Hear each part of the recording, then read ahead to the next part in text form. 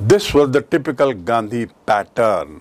Now Louis Fisher says ये गांधी के सारे कार्यक्रमों का एक पैटर्न था, एक तरीका था, एक सदा बधा तरीका था। क्या? His politics were intertwined with practical day-to-day problems of millions. Intertwined मतलब गुथा होना, intertwined गुथा होना। उनकी जो राजनीति थी वह प्रायोगिक और रोजमर्रा की समस्याएं जो आदमियों की थी उससे गुथी हुई थी। राजनीति का संबंध मूल रूप से लोगों की समस्याओं के निवारण से था। राजनीति का अर्थ उनका ये नहीं था कि अंग्रेजों को हटाओ, नहीं, वो तो अपने आप डेवलप होता गया। गांधी का कहना था मैं जो भी करता हूं वो तो एक्चुअली समाज के लिए कर रहा हूं। उनको बोलता हूं कि अपनी आय बढ़ाओ, अपना स्वास्थ्य ठीक करो, अपनी सफाई रखो, सैनिटरी कंडीशन की चिंता करना, हिसाब की चिंता करना, ये सब क्या है? ये सब के पीछे गांधी का उद्देश्य था हमारे देश की जनता को सिखाना, कुछ सीखने की जरूरत है। और वो सीखते सीखते उनके मन में स्वाभिमान भी जागेगा, आत्मविश्वास भी जागेगा और आत्मबल भी बढ़ेगा। That is what Gandhi said. So his problem, his politics, उनकी राजनीति was intertwined with practical day-to-day problems of millions. रोजमर्रा के जीवन में आने वाली समस्याओं से उनकी राजनीति का संबंध था। His was not a loyalty to abstractions. कल्पना के प्रति कोई उनका झुकाव नहीं था कि कल्पना की उड़ान करेंगे, कल्पना की दुनिया में रहेंगे, सोचेंगे ना। His was not a loyalty, किसी के प्रति समर्पित होना। कल्पनाओं के दुनिया के प्रति वो समर्पित नहीं थे। एब्स्ट्रैक्शन मतलब कल्पनाएं। It was a loyalty to the living human beings. ये गांधी का जो जीवंत आदमी है, हाड़ मांस का बना आदमी, जीवंत सजीव, उसके प्रति गांधी का झुकाव था, उसके प्रति गांधी का रुझान था, उसके प्रति गांधी समर्पित थे। ये जीवंत आदमी के प्रति समर्पित होने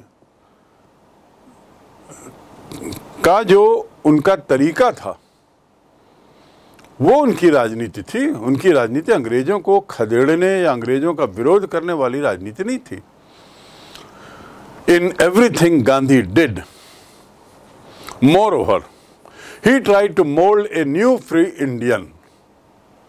अब लुई फिशर आगे कहते हैं, गांधी ने जो भी किया, इस सब के बावजूद, मोर इस सब के बावजूद, he tried to mold मतलब ढांचा देना, एक मोल्ड करना मतलब उसको ढालना, ढालने में प्रयत्न। He tried to mold a new free Indian. उनका सतत प्रयास ये रहता था कि भारतीय लोग ढलें। किस रूप में ढलें? फ्री इंडियन के रूप में। उनके मन में जो मानसिकता, जो गुलामी की मानसिकता आ गई थी कि हम गुलाम थे, गुलाम हैं, गुलाम रहेंगे, ऐसी वाली जो सोच थी उससे मुक्त होने की उनकी शैली थी, उनका तरीका था, उससे मुक्त करने का। ही ट्राइड, उन्होंने हमेशा यही प्रयास किया कि भारतीयों को एक स्वतंत्र भारतीय के रूप में ढालने की कोशिश करें, अर्थात उन्हें महसूस कराएं, उनमें वो बदलाव लाएं कि हम लोग स्वतंत्र हैं, गुलामी हम पर थोपी गई है, हमारा जन्म गुलाम रहने के लिए नहीं हुआ है, गुलामी थोपी गई है। ऐसा गांधी का बार बार विचार था। Who could stand on his own feet and thus make India free? भारतीयों को ढालने में की कोशिश गांधी लगातार कर रहे थे। किस रूप में ढालने में? कि एक स्वतंत्र महसूस करे, क्योंकि तभी तो वो अपने पैरों पर खड़ा होगा। then only he will stand on his own feet. To stand on one's feet, ONE', one's feet मतलब अपने पैरों पे खड़ा होना, तब तो जाके वो अपने पैरों पे खड़ा होगा और फिर भारत को स्वतंत्र करेगा। एंड दस मेक इंडिया फ्री, और इस प्रकार भारत को स्वतंत्र करेगा। पहले खुद स्वतंत्रता महसूस करो, अपने मन को बदलो। जो गुलामी की दासता को इतना अंदर तक आपने भर लिया है और ये सोचते हो कि हम गुलाम हैं, हमारा जन्म गुलामी के लिए हुआ है, इस सोच को अपने मन से निकालो। और यदि ऐसा करोगे तो आप भी स्वतंत्र होगे और आपके साथ साथ देश भी स्वतंत्र होगा। ये उनकी राजनीति का पैटर्न था। Early in the Champaran action, Charles freezer Andrews, the British pacifist. Champaran के कार्रवाई के दौरान एक व्यक्ति आता है जिसका नाम था C.F. Andrews, Charles Fraser Andrews, बहुत प्रसिद्ध नाम, जो एक अंग्रेज था और पैसिफिस्ट था, who had become a big name and also the follower of Mahatma. Pacifist मतलब होता है शांति दूत, शांति प्रिय व्यक्ति, नॉट प्रोएक्टिव, एग्रेसिव नहीं, पैसिफिस्ट, जो शांति की महत्ता पर और शांति पर विश्वास करते हैं। तो C.F. Andrews came to bid Gandhi farewell before going on a tour of duty to the Fiji island. एक व्यक्ति जिसका नाम C.F. एंड्रयूज था, चार्ल्स फ्रेजर एंड्रयूज, वो गांधी का अनुयायी था, फॉलोअर यानी अनुयायी। फिजी एक कंट्री का नाम है।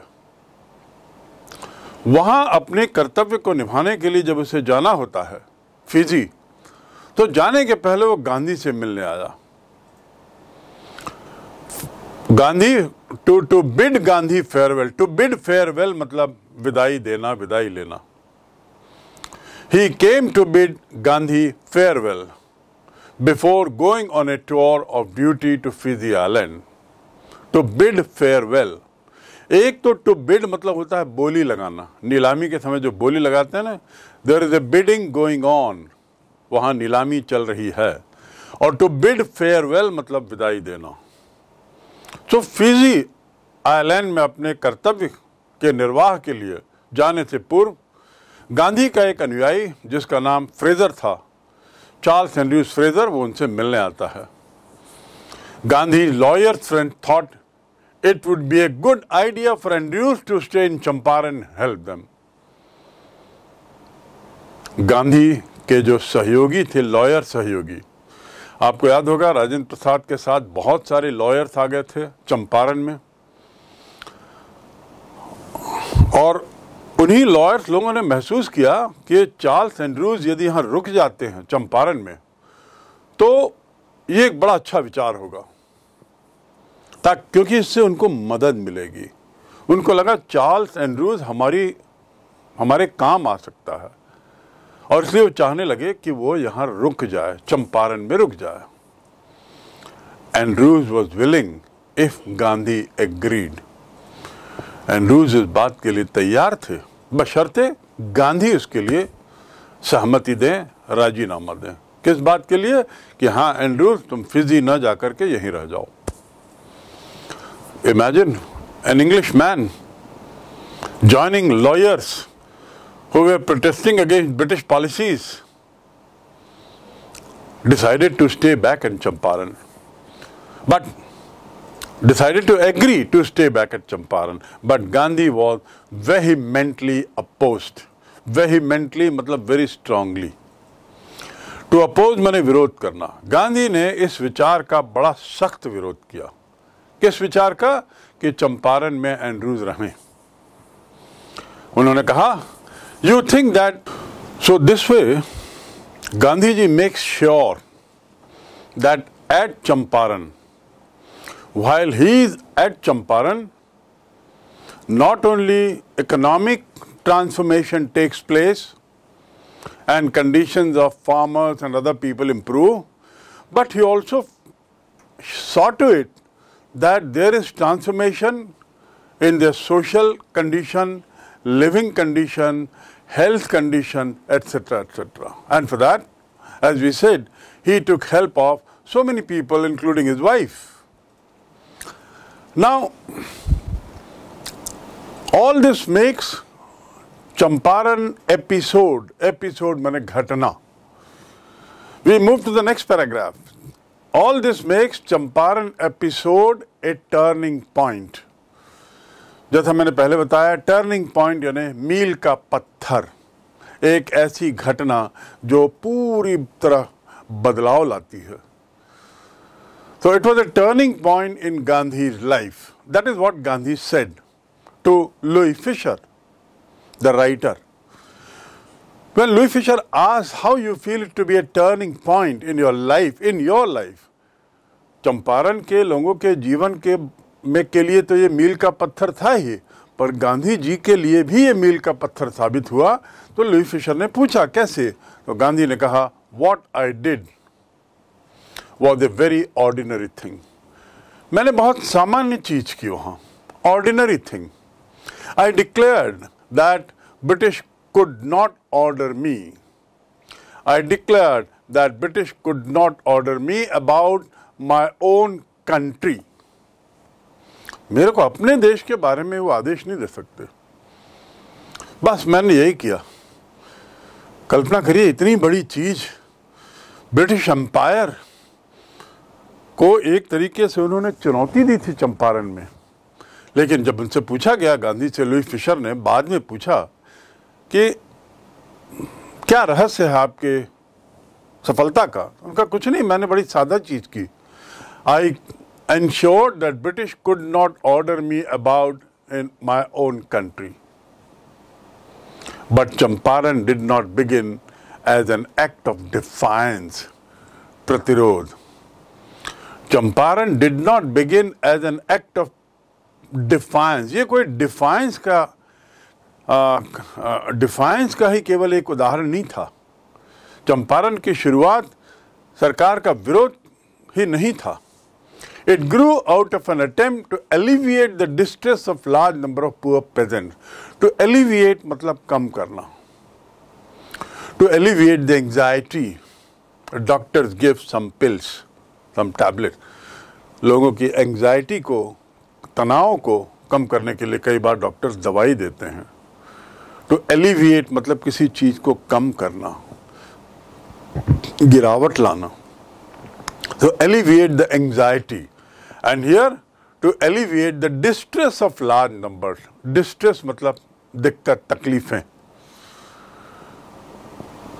तनाव, दिक्कत, तकलीफें.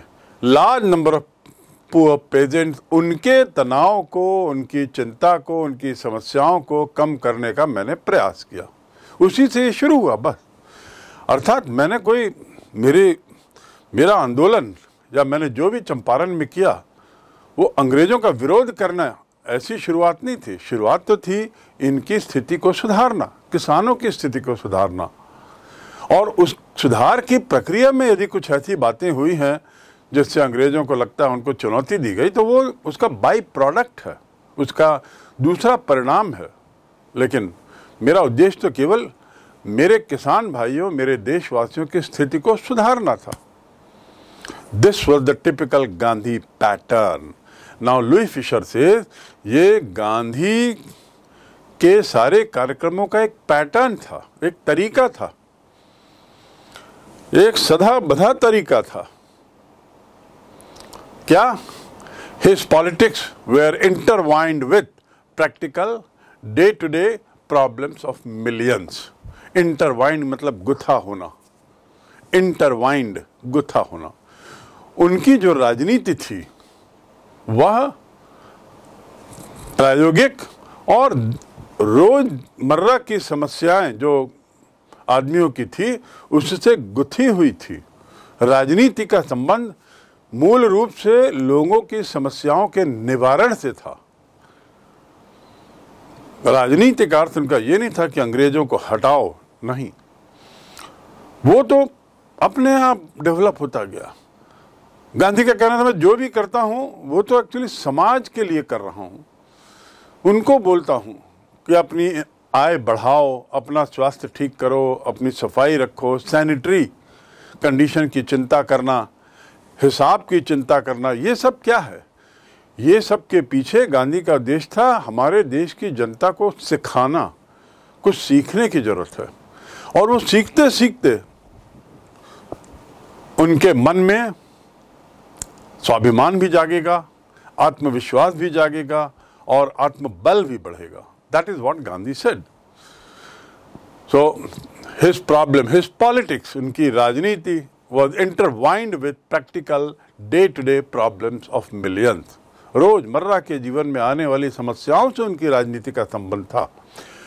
His was not a loyalty to abstractions। कल्पना के प्रति कोई उनका झुकाव नहीं था कि कल्पना की उड़ान करेंगे, कल्पना की दुनिया में रहेंगे, सोचेंगे ना। His was not a loyalty, किसी के प्रति समर्पित होना, कल्पनाओं के दुनिया के प्रति वो समर्पित नहीं थे। एब्स्ट्रैक्शन मतलब कल्पनाएं। It was a loyalty to the living human being. ये गांधी का जो जीवंत आदमी है, हाड़ मांस का बना आदमी, जीवंत सजीव, उसके प्रति गांधी का झुकाव था, उसके प्रति गांधी का रुझान था, उसके प्रति गांधी समर्पित थे। ये जीवंत आदमी के प्रति समर्पित होने का जो उनका तरीका था वो उनकी राजनीति थी। उनकी राजनीति अंग्रेजों को खदेड़ने या अंग्रेजों का विरोध करने वाली राजनीति नहीं थी। In everything Gandhi did, moreover, he tried to mould a new free Indian. अब लुई फिशर आगे कहते हैं, गांधी ने जो भी किया, इस सब के बावजूद, मोर ओवर, इस सब के बावजूद, ही ट्राइड टू मोल्ड मतलब ढांचा देना, एक मोल्ड करना मतलब उसको ढालना, ढालने में ही tried to mould a new free Indian. उनका सतत प्रयास ये रहता था कि भारतीय लोग ढलें। किस रूप में ढले? फ्री इंडियन के रूप में। उनके मन में जो मानसिकता, जो गुलामी की मानसिकता आ गई थी कि हम गुलाम थे, गुलाम हैं, गुलाम रहेंगे, ऐसी वाली जो सोच थी, उससे मुक्त होने की उनकी शैली थी, उनका तरीका था, उससे मुक्त करने का।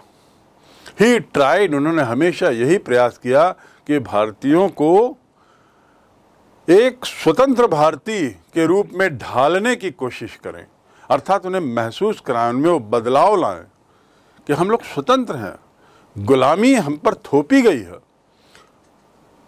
हमारा जन्म गुलाम रहने के लिए नहीं हुआ है, गुलामी थोपी गई है। ऐसा गांधी का बार बार विचार था।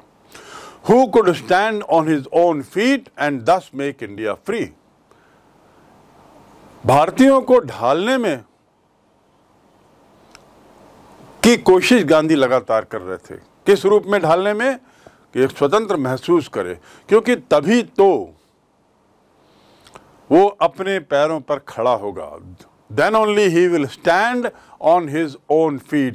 To stand on one's feet, O-N-E', one's feet मतलब अपने पैरों पे खड़ा होना। तब तो जाके वो अपने पैरों पे खड़ा होगा और फिर भारत को स्वतंत्र करेगा। And thus make India free, और इस प्रकार भारत को स्वतंत्र करेगा। पहले खुद स्वतंत्रता महसूस करो, अपने मन को बदलो। जो गुलामी की दासता को इतना अंदर तक आपने भर लिया है और ये सोचते हो कि हम गुलाम हैं, हमारा जन्म गुलामी के लिए हुआ है, इस सोच को अपने मन से निकालो। और यदि ऐसा करोगे तो आप भी स्वतंत्र होगे और आपके साथ साथ देश भी स्वतंत्र होगा। ये उनकी राजनीति का पैटर्न था। Early in the Champaran action, Charles freezer Andrews, the British pacifist. Champaran के कार्रवाई के दौरान एक व्यक्ति आता है जिसका नाम था C.F. Andrews, Charles Fraser Andrews, बहुत प्रसिद्ध नाम, जो एक अंग्रेज था और पैसिफिस्ट था, who had become a big name and also the follower of Mahatma. Pacifist मतलब होता है शांति दूत, शांति प्रिय व्यक्ति, नॉट प्रोएक्टिव, एग्रेसिव नहीं, पैसिफिस्ट, जो शांति की महत्ता पर और शांति पर विश्वास करते हैं। तो C.F. Andrews came to bid Gandhi farewell before going on a tour of duty to the Fiji island. एक व्यक्ति जिसका नाम C.F. एंड्रयूज था, चार्ल्स फ्रेजर एंड्रयूज, वो गांधी का अनुयायी था, फॉलोअर यानी अनुयायी। फिजी एक कंट्री का नाम है। वहां अपने कर्तव्य को निभाने के लिए जब उसे जाना होता है फिजी, तो जाने के पहले वो गांधी से मिलने आया। Gandhi to bid Gandhi farewell, to bid farewell मतलब विदाई देना, विदाई लेना। He came to bid Gandhi farewell before going on a tour of duty to Fiji Island. To bid farewell, एक तो to bid मतलब होता है बोली लगाना, नीलामी के समय जो बोली लगाते हैं ना, there is a bidding going on, वहाँ नीलामी चल रही है, और to bid farewell मतलब विदाई देना। तो फिजी आइलैंड में अपने कर्तव्य के निर्वाह के लिए जाने से पूर्व गांधी का एक अनुयायी जिसका नाम फ्रेजर था, चार्ल्स एंड्रयूज फ्रेजर, वो उनसे मिलने आता है। Gandhi lawyers friend thought it would be a good idea for Andrews to stay in Champaran help them. Gandhi के जो सहयोगी थे, लॉयर सहयोगी, आपको याद होगा राजेंद्र प्रसाद के साथ बहुत सारे लॉयर्स आ गए थे चंपारण में, और उन्हीं लॉयर्स लोगों ने महसूस किया कि चार्ल्स एंड्रयूज यदि यहाँ रुक जाते हैं चंपारण में तो ये एक बड़ा अच्छा विचार होगा, क्योंकि इससे उनको मदद मिलेगी। उनको लगा चार्ल्स एंड्रयूज हमारे काम आ सकता है, और इसलिए वो चाहने लगे कि वो यहाँ रुक जाए, चंपारण में रुक जाए। Andrews was willing if Gandhi agreed. Andrews इस बात के लिए तैयार थे, बशर्ते गांधी उसके लिए सहमति दें, राजीनामा दें। किस बात के लिए? कि हाँ एंड्रयूज तुम फिजी न जाकर के यहीं रह जाओ। Imagine an English man joining lawyers who were protesting against British policies decided to stay back in Champaran, but decided to agree to stay back at Champaran, but Gandhi was vehemently opposed. Vehemently मतलब very strongly. To oppose माने विरोध करना। गांधी ने इस विचार का बड़ा सख्त विरोध किया। किस विचार का? कि चंपारण में एंड्रयूज रहें। उन्होंने कहा, You think that in this unequal fight, it would be helpful if we have an Englishman on our side? उन्होंने कहा कि तुमको ये, उन्होंने कहा कि you think that it is proper in this unequal fight, it would be helpful if we have an Englishman.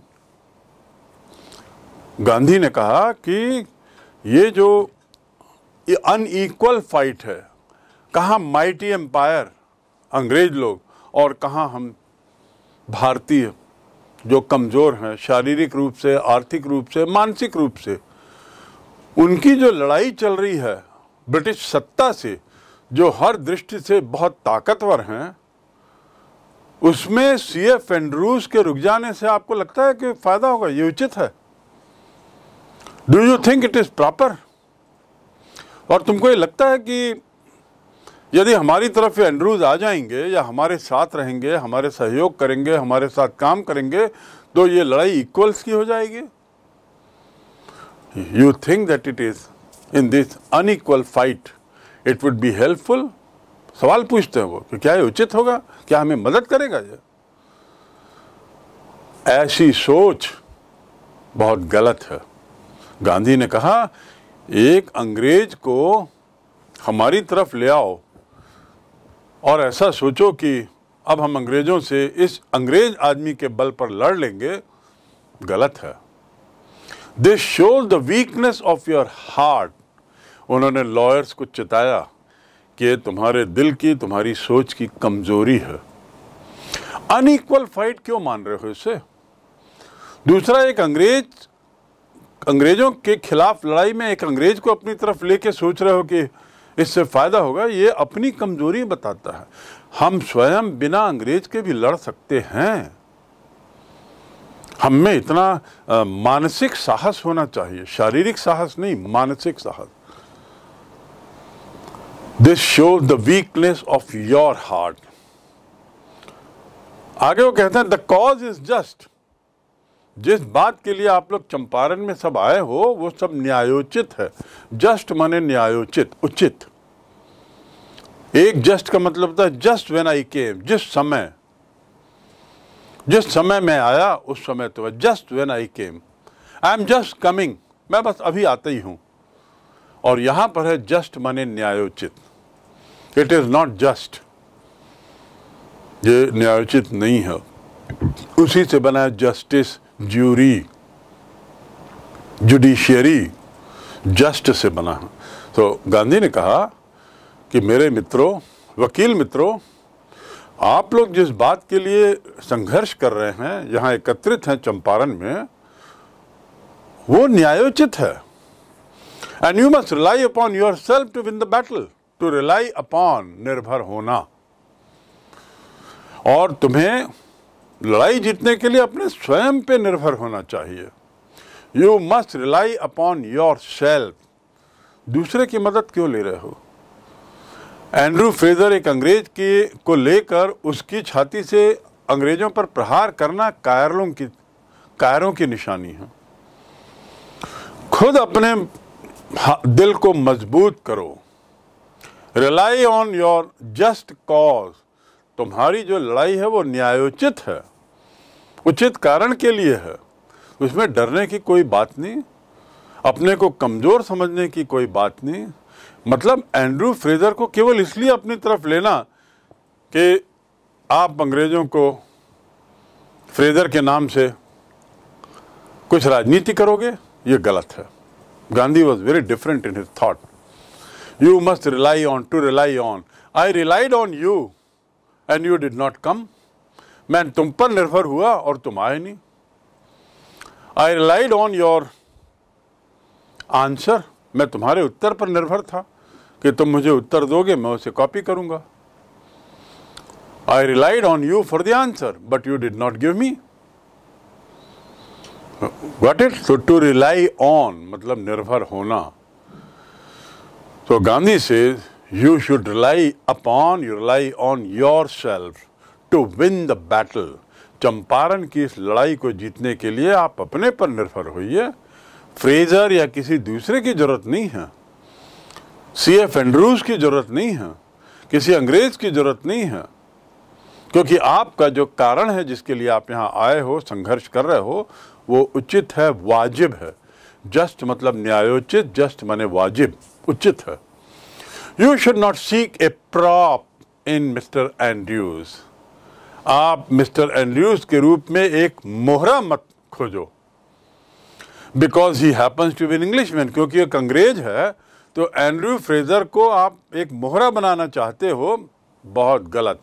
To seek माने पीछे जाना, पाने की कोशिश करना। I seek your support for my fight against injustice. मैं अपने अन्याय की लड़ाई में आपका सपोर्ट चाहता हूं। To seek माने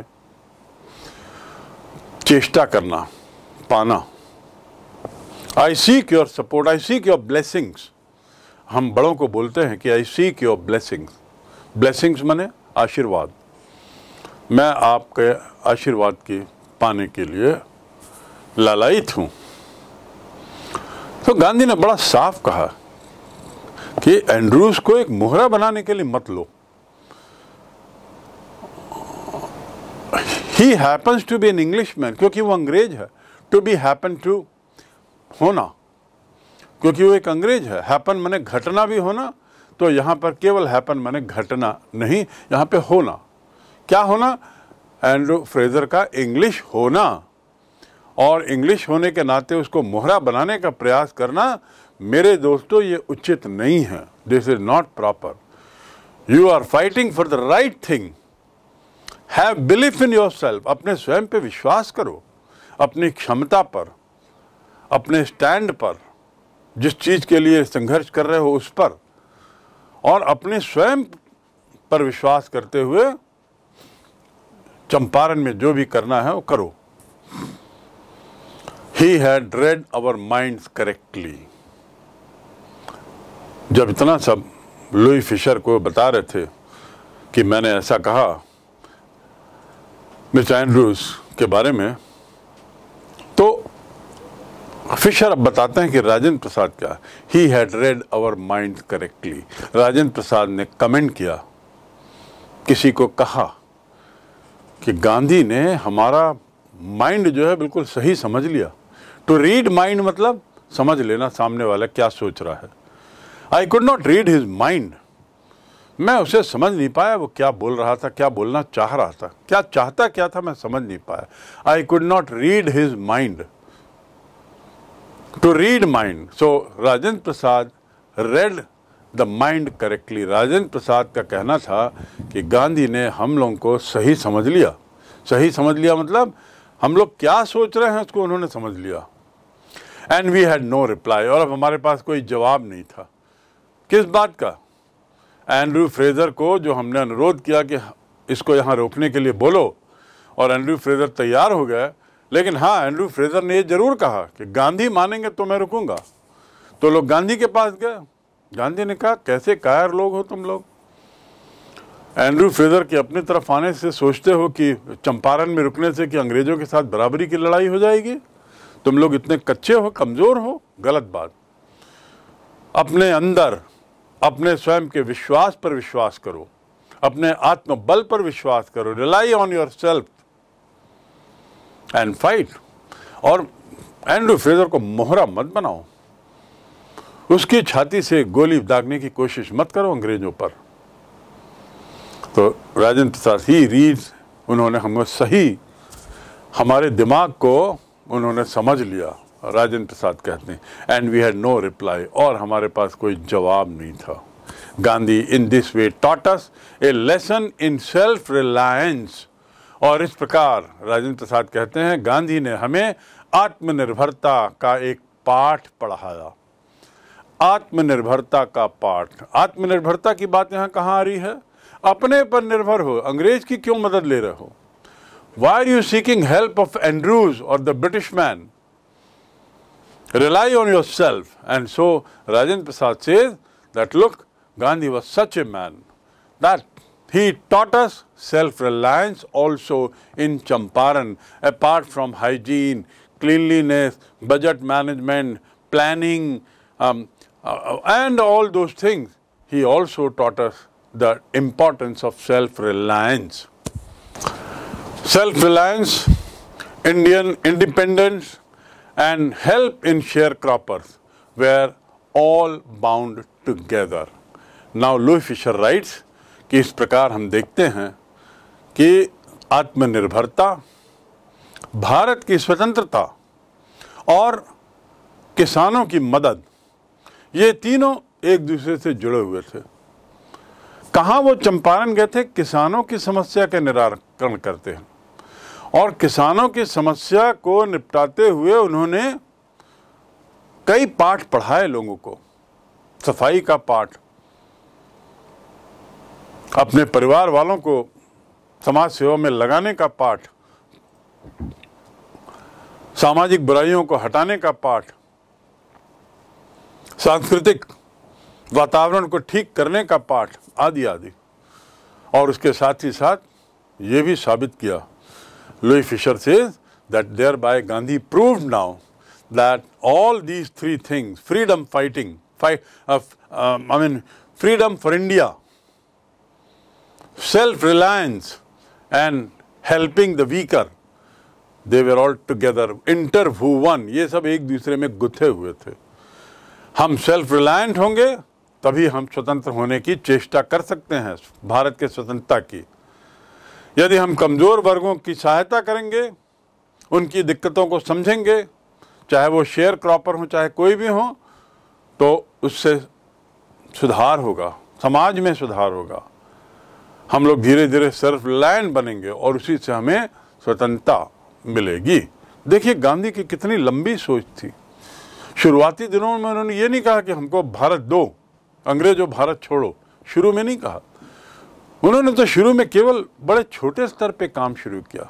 चंपारण गए थे 1 दिन के लिए, 2 दिन के लिए, रह गए वर्ष भर। चंपारण गए थे किसानों की समस्या का निवारण करने के लिए, लेकिन वहां उन्होंने तो बहुत सारी चीजें कर दी, बहुत सारी चीजें सिखा दी लोगों को। That is a big lesson. और इस प्रकार with this last line Louis Fischer sums up the Champaran episode.